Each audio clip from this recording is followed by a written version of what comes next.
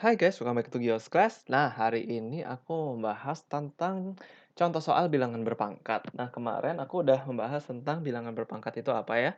Nah, hari ini aku mau membahas tentang contoh-contoh soal apa aja sih biasanya yang ada di dalam topik bilangan berpangkat. Nah, contoh soal yang aku bagikan ini adalah contoh soal kebanyakan untuk kelas 7 ya. Jadi kalau kalian kelas 7 ya kalian boleh nonton ya, atau kalau kalian mau nonton juga boleh ya buat pembelajaran juga ya. Oke. Nah, untuk yang pertama adalah kita akan belajar untuk mengubah bilangan berpangkat menjadi bilangan bulat atau desimal ya. Nah, contoh seperti ini. Nomor satu yang A ya, misalkan 2 pangkat 5. Nah, ini berapa? 2 pangkat 5 berarti kan 2 kali 2 kali 2 kali 2 kali 2, 2-nya dikali ada 5 kali gitu ya. Nah, 2 kali 2 4, 4 kali 2 8, 8 kali 2 16, 16 kali 2 32. Nah, seperti itulah cara mengubah bilangan berpangkat menjadi bilangan bulat biasa gitu ya. Nah, lalu, eee, yang lebih susah lagi ya, lebih susah sedikit, misalkan 2 pangkat 4 kali 10 pangkat 7 ya. Nah, ini soal-soal seperti ini perlu kita lakukan dengan cara manual seperti ini ya, kali mengali satu persatu sampai kita dapat hasil akhirnya. Nah, kalau misalkan 2 pangkat 4 berarti kita kali 2 sebanyak 4 kali gitu ya. Nah, lalu kita kali dengan 10 pangkat 7. 2 kali 2 4, 4 kali 2 8, 8 kali 2 16 ya. Nah, lalu habis itu 10 pangkat 7 itu sama aja kayak 10 juta gitu ya, karena nolnya ada 7 gitu. Jadi ini 2 kali 4, 2 pangkat 4 itu kan 16. 16 kali 10 pangkat 7 sama aja kayak berarti 16 terus kita taruh 0 ada 7. 1, 2, 3, udah 4 tambah 3 lagi nolnya. Berarti ya 160 juta gitu caranya ya. Nah, aku kasih contoh dua-dua aja ya setiap tipe soalnya. Nanti biar eh, kalian bisa belajar sendiri gitu ya untuk tipe soal yang sama dan seperti ini gitu ya. Nah, coba aku mau pindah ke tipe soal lainnya. Misalkan kita mau mengubah bilangan bulat atau bilangan desimal menjadi bilangan berpangkat gitu ya. Nah, misalkan 9 juta. Nah, bagaimanakah mengubah bilangan 9 juta ini menjadi bilangan berpangkat atau bilangan berpangkat dengan bilangan perkalian juga seperti ini gitu ya. Nah, caranya gimana? Nah, caranya kita harus membagi dengan yang namanya bilangan prima ya. Nah, bilangan prima terkecil itu adalah 2. Jadi kita bagi dengan 2 dulu ya. 9 juta dibagi 2, 4.500.000 ya. Kita bagi 2 lagi, 2.250.000 bagi 2 lagi, 1.125.000. Nah, lalu kalau masih bisa dibagi 2 kita bagi 2 terus ya. Masih bisa dibagi 2 sepertinya. 562.500 ya. Oke, lalu kita bagi 2 lagi. Jawabannya adalah 281.250. Nah, apakah masih bisa dibagi 2 lagi? Sepertinya masih bisa lagi. Yaitu hasilnya adalah 140.625. Nah, ini sepertinya udah nggak bisa bagi 2 lagi. Nah, sekarang kita akan bagi dengan 3 gitu ya. 140.625 kita bagi dengan 3. Hasilnya adalah 46.875. Bagi 3 lagi 15.625. Bagi 3 lagi masih bisa. Oh, sepertinya udah nggak bisa ya. Kita bagi dengan 5. Bilangan prima berikutnya 5 ya. 4 bukan bilangan prima. Nah, hasilnya adalah 3.125 dibagi 5, 625 bagi 5 lagi, 125 bagi 5, 25, 25 bagi 5, 5 dan 5. Oke, nah sekarang baru kita bisa tulis pangkatnya ya. Nah, kita hitung duanya ada berapa nih? Ada 1, 2, 3, 4, 5, 6 ya.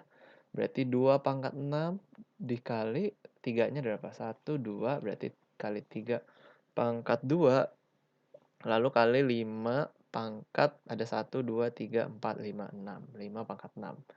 Wah, lumayan ya. Untuk mengerjakan soal ini butuh waktu lebih lama daripada mengerjakan soal yang sebelumnya. Oke. Nah, lalu misalkan contoh lainnya ya. Contoh lainnya misalkan yang lebih kecil deh angkanya ya. Misalkan 30.375. Nah, kita mau bagi 2 kayaknya nggak bisa ya. Kita bagi 3 aja langsung. Karena udah nggak bisa dibagi 2, hasilnya adalah 10.125 bagi 3 lagi, hasilnya adalah 3.375 bagi 3,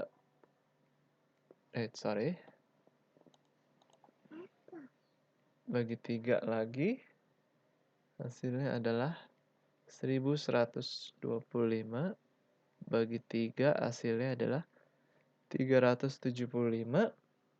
Tidak bisa, bagi 3 lagi masih bisa. 3, hasilnya adalah 125 ya. Oke. Lalu nggak bisa dibagi 3 lagi, kita bagi 5. 125 bagi 5, 25. 25 bagi 5, 5 ya. Nah, lagi kita hitung 3-nya jumlahnya ada berapa? 1, 2, 3, 4, 5. Dikali 5-nya ada 3 ya. Oke, 3 pangkat 5 kali 5 pangkat 3 gitu ya caranya. Nah, soal yang seperti ini cukup membutuhkan waktu ya untuk mengerjakannya. Jadi, kalau bisa, kalau kalian menemukan soal seperti itu, kerjakan terakhir juga nggak apa-apa sih. Ya, untuk menghemat, untuk mengerjakan yang lain yang lebih mudah gitu ya. Nah, untuk soal tipe nomor 3, kita akan melihat bilangan berpangkat mana yang lebih besar, lebih kecil, lebih besar, atau mereka adalah sama gitu ya. Contoh misalkan aku punya bilangan itu misalkan seperti ini, 300 pangkat 301 kita bandingkan dengan 301 pangkat 300. Manakah yang lebih besar gitu ya.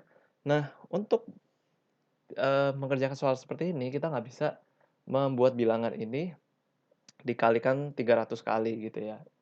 Kan kita pakai kalkulator pun dia akan nggak keluar hasil karena ini terlalu besar gitu. Nah, jadi kita akan menggunakan umpama ya, kita akan menggunakan contoh dengan bilangan yang lebih kecil. Contoh misalnya aku buat bilangan serupa dengan contoh yang lebih kecil. Contoh 3 pangkat 4 dengan 4 pangkat 3 gitu. Jadi, ini kan lebih besar 1, yang ini pangkatnya lebih kecil 1. Jadi ini aku buat 3 pangkat lebih besar 1 yaitu 4. Nah, lalu ini 4 pangkatnya lebih kecil 1, 4 tambah 3. Tuh, yang ini silang sama, ini silang sama gitu ya. Ini 4 sama silang, ini 3 silang sama gitu. Nah, kalau kita kerjain ini kan bisa ya, Mas, ya. 81, ini 64. Nah, ini kan lebih besar yang ini ternyata ya. Kita pakai contoh lainnya, misalkan 4 pangkat 5 dan 5 pangkat 4. Sama ya, silang-silang gitu juga. Aku bikin dengan pola yang sama. Ini hasilnya adalah 1024, 625, jadi yang ini lebih besar. Udah 2 kali konsisten, kita coba satu lagi, misalkan 5 pangkat 6 dan 6 pangkat 5. 5 pangkat 6 itu adalah 15.625 dengan 7.776. Berarti yang ini masih lebih besar ya. Jadi dapat kita simpulkan bahwa yang ini adalah lebih besar ya. Yang 300 pangkat 301 lebih besar daripada 301 pangkat 300 gitu ya. Nah, itu tipe soal ketiga. Nah, lalu tipe soal yang keempat ya. Oke, nah tipe soal keempat itu, eee, misalkan ditanya apakah hasilnya itu akan ganjil atau genap ya. Nah, misalkan 90/88 hasilnya ganjil apa genap nih. Nah, ini juga kita harus andai-andaikan dengan contoh yang lebih kecil. Contoh misalkan 2/3 itu adalah 8. 2 angka yang genap, tapi kalau 2 angka yang genap kita pangkatkan dengan yang ganjil hasilnya 8. Kalau misalkan kita pangkatkan dengan yang genap, apakah hasilnya tetap genap? Ya, 2/4 16 ya, ternyata tetap genap. 2/5 itu 32. Nah, kesimpulannya adalah ketika bilangan genap kita pangkatkan dengan bilangan ganjil atau genap apapun, pasti hasilnya adalah tetap genap. Contoh misalkan 3/3 adalah 3 di sini, base-nya ya atau basisnya itu adalah bilangan ganjil. Kita pangkatkan dengan 3. 3/3 27, 3/4 adalah 81, 3/5 adalah 243. Nah, semuanya adalah bilangan ganjil. Jadi, apapun jika basisnya itu ganjil, maka hasilnya itu pasti akan ganjil. Jika basisnya genap, angka yang lebih besar ini maksudnya, akan menghasilkan genap. Nah, jadi ini 90 ganjil atau genap? Genap ya, berarti pasti hasilnya itu adalah nanti genap, gitu, tanpa kita harus menghitung. Misalkan ada lagi 13/40. Nah, kita lihat aja basisnya. Basisnya ganjil, ya udah berarti ini pasti akan nanti hasilnya adalah ganjil gitu.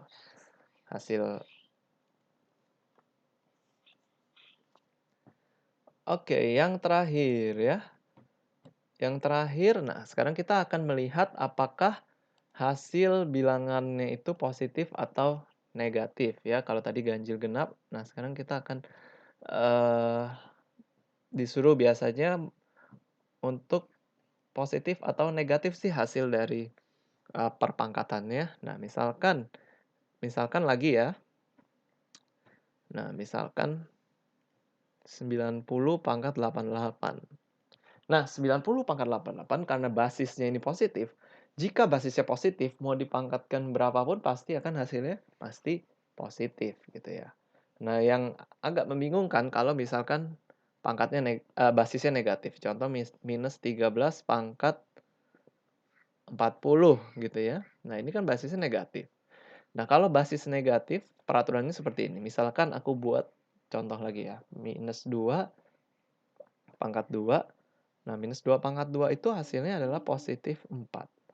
Minus 2/3, minus 2 kali minus 2 kali minus 2 itu adalah minus 8.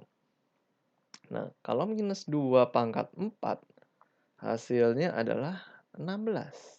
Minus 2 kali minus 2 kali minus 2 kali minus 2. Jadi jika minus kali minus itu positif, tapi kalau minus kali minus itu minus juga ya gitu ya. Jadi kalau pangkatnya genap, nah pasti hasilnya akan positif. Tapi kalau pangkatnya ganjil, nanti hasilnya akan negatif. Gitu ya. Itu berlaku untuk seterusnya gitu ya, sampai misalnya pangkatnya besar, asal basisnya itu negatif, berlaku hukum seperti ini. Kalau pangkatnya genap, dia pasti hasil positif, kalau pangkatnya ganjil pasti hasilnya negatif. Dengan begitu kita bisa mengerjakan soal ini, kalau ini basisnya negatif dan pangkatnya genap, pasti nanti hasilnya akan positif gitu ya. Lalu bagaimana dengan soal seperti ini? -7/31. Kita lihat aja pangkatnya genap atau ganjil. Nah, ini kan basisnya negatif. Nah, eksponennya atau pangkatnya itu ganjil ya 31. Berarti dia akan menjadi bilangan negatif nantinya. Oke, gitu aja sih yang aku mau jelaskan tentang soal-soal bilangan berpangkat ya. Kalau kalian masih ada pertanyaan, kalian boleh tulis di kolom komentar. Thank you guys for watching this video. See you again in the next video.